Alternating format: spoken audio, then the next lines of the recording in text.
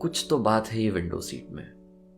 मतलब यूं खिड़की के पास बैठना, गुजरते रास्तों को देखना, जो भी नज़र आता है उसको मन में भरना, और ये सब करते करते अपने ख्यालों को बुनना, अपने आप से जैसे बेहतर तरह से मिलना, एक अलग तरह का सुकून।